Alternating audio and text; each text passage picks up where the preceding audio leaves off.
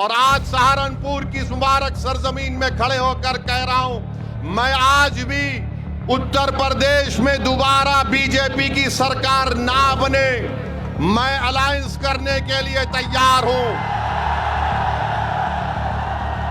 मैं आपके दरमियान में खड़े होकर कह रहा हूं, मैं भी नहीं चाहता कि दोबारा बीजेपी की सरकार बने, मगर याद रखो, मैं ये जो हाथ बढ़ाया हूं ये कमजोरी की वजह से नहीं, बीजेपी को रोकने के लिए। अगर तुम कमजोरी समझते हो तो याद रखो, ये हाथ जो आज दोस्ती की तरफ बढ़ा है, कल तुम्हारे गिरेबान के तार से भी खेलने तैयार रहेगा। यकीनन जहां पर जुल्म होगा, जहां पर नाइंसाफी होगी, जहां पर संविधान के मुताबिक हमको इज्जत की निगाहों से नहीं देखा जाएगा, जहां पर हमारी इबादत गाहों को तोड़ने की कोशिशें की जाएंगी, जहां पर हमारी शरीयत में मदाखलत की बात होगी, तो यकीनन संविधान जिसको बाबा साहिब अम्बेडकर ने बनाया, मुझे इस बात की इजाज़त देता है कि मैं अपने हक़ के लिए लड़ूं, मैं एहतजाज करूं और मैं अपनी बात को संविधान के दायरे में रहकर जनता के सामने रखूं।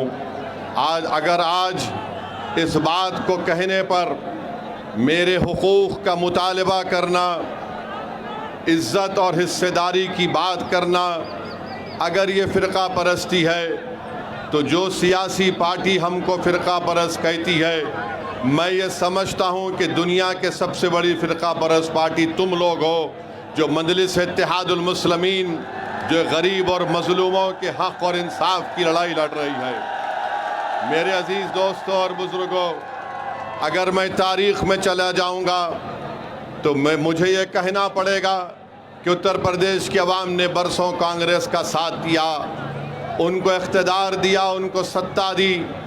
आज बताओ, आज उत्तर प्रदेश में अगर मुस्लिम नौजवानों में सबसे ज़्यादा बेरोज़गारी है, अगर आज हम तालीम से दूर हैं, अगर आज हम जेलों में ज़्यादा हैं, तो इसका ज़िम्मेदार कौन है? इसका ज़िम्मेदार वो पार्टी है जिसको आपने वोट दिया था, हमारे बुज़ुर्गों ने ये वोट दिया था, ये समझ कर वोट दिया था कि नाइंसाफ़ी नहीं होगी। बाबरी मस्जिद की शहादत हुई, मरकज़ में किसकी हुकूमत थी बताओ? उस वक्त मुल्क का वज़ीर आज़म असदुद्दीन ओवैसी नहीं था, उस वक्त मुल्क का वज़ीर आज़म कांग्रेस पार्टी का था। हाशिमपुरा मलियाना का फसाद हुआ, कौन मुख्यमंत्री और प्रधानमंत्री थे बताओ, जो हमको आज फ़िरका परस्त कहते हैं। मेरे अजीज़ दोस्तों और बुज़ुर्गों, दूसरी तरफ आप देखते हैं कि मजलिस क्या पैगाम देती है। मजलिस ये पैगाम देती है कि अगर दलित खड़े होकर अपने नेता को कामयाब करने के लिए लड़ता है तो बराबर वो सही बात है। अगर उत्तर प्रदेश के मुख्यमंत्री गो उनका ताल्लुक बीजेपी से है, मगर आज आप जानते हैं कि उत्तर प्रदेश में अगर किसी को फ़ायदा हो रहा है तो उस समुदाय को फ़ायदा हो रहा है जिसका अंग्रेज़ी में लफ्ज़ शुरू होता है कैपिटल टी से, उन्हीं को फ़ायदा पहुंच रहा है। अगर समाजवादी कहती है कि हम पीडीए की बात करते हैं, मगर पीडीए की बात करने वाले उनको तकलीफ़ उसी वक्त होती है जब मध्य प्रदेश का बीजेपी के मुख्यमंत्री पर अंग्रेज़ी अखबार ने लिख दिया कि इन्होंने उस जगह पर अपनी ज़मीन को ख़रीदा जहां पर मध्य प्रदेश की हुकूमत अपने डेवलपमेंट के प्रोजेक्ट्स को ला रही है।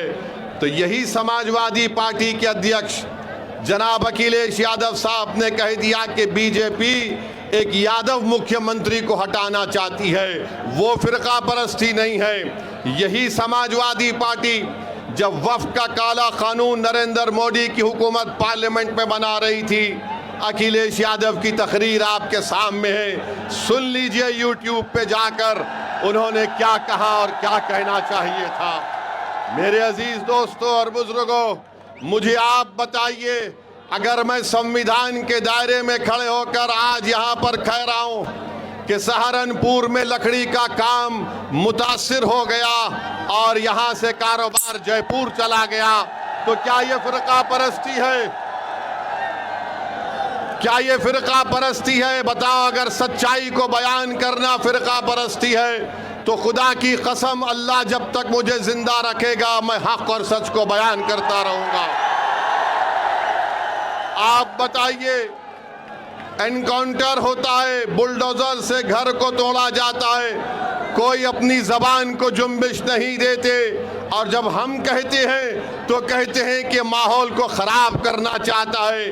अरे मेरे भाई, माहौल खराब जो कर रहा है, जो जुल्म कर रहा है, अगर जुल्म करने वाले को जालिम कहना फिरका परस्ती है तो तुम तैयार हो जाओ, हम रुकने वाले नहीं हैं, हम जालिम को जालिम बोलेंगे इंशाअल्लाह ताला।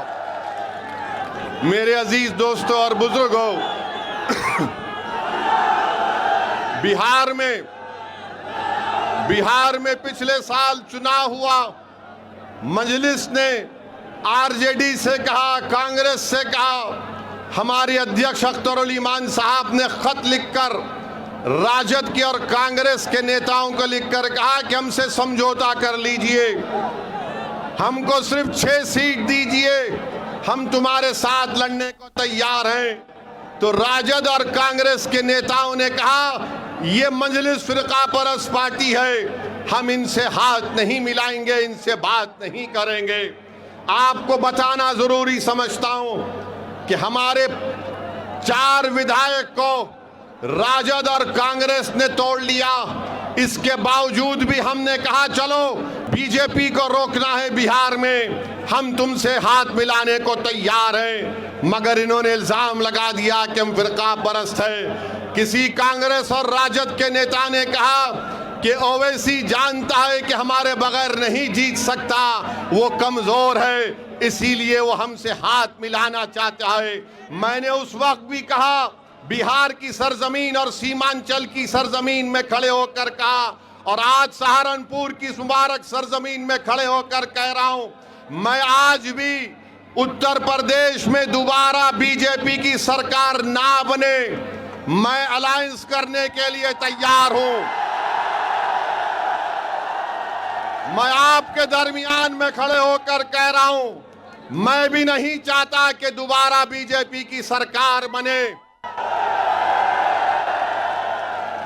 मगर अगर ये सेक्युलर अपने आप को बोलने वाली पार्टी ये कहेगी कि नहीं ओवैसी कमजोर है, वो जीत नहीं सकता, उसके पास सिर्फ एक वोट है, वो तुम है। वो क्या कहते हैं, तुम्हारे पास एक वोट है। बिहार में भी यही कहा था कि ओवैसी के पास एक वोट है, मगर याद रखो, मैं ये जो हाथ बढ़ाया हूं ये कमजोरी की वजह से नहीं, बीजेपी को रोकने के लिए।